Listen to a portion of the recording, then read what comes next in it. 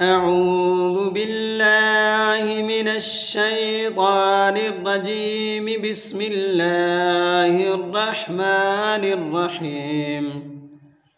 ولقد جاءت رسلنا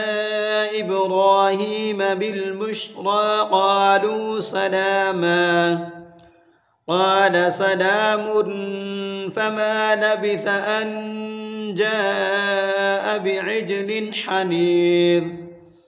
فلما رأى أيديهم لا تصل إليه نكرهم وأوجس منهم خيفة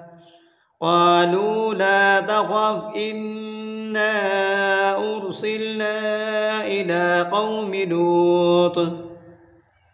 وامرأته قائمة فضحكت فبشرناها بإسحاق ومن وراء إسحاق يعقوب قالت يا ويلتى أألد وأنا عجوز وهذا بعلي شيخا إن هذا لشيء عجيب قالوا أتعجبين من أمر الله رحمة الله وبركاته عليكم أهل البيت إنه حميد مجيد فلما ذهب عن إبراهيم الروع وجاءته البشرى يجادلنا في قوم لوط إن إبراهيم لحليم أواه منيب يا إبراهيم أعرض عن هذا إنه قد جاء أمر ربك وإنهم آتيهم عذاب غير مردود ولما جاءت رسلنا لوطا سيء بهم وضاق بهم ذرعا وقال هذا يوم عصيب وجاءه قومه يهرعون إليه ومن قبل كانوا يعملون السيئات قال يا قوم هؤلاء بناتي هن أطهر لكم فاتقوا الله ولا تخزون في ضيفي أليس منكم رجل رشيد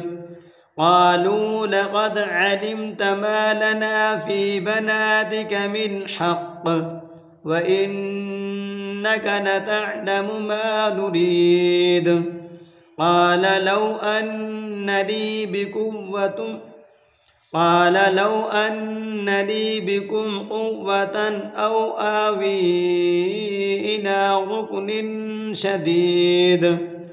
قالوا يا لوط إنا رسل ربك لن يصلوا إليك فأسر بأهلك بقطع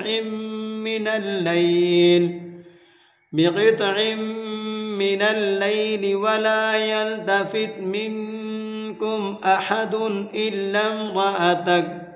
إنه مصيبها ما أصابهم إن موعدهم الصبح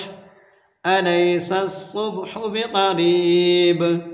فلما جاء أمرنا جعلنا عاليها سافلها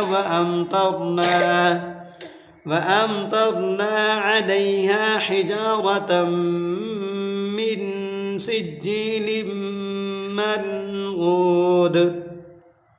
مسومة عند ربك وما هي من الظالمين ببعيد آمنت بالله صدق الله العظيم.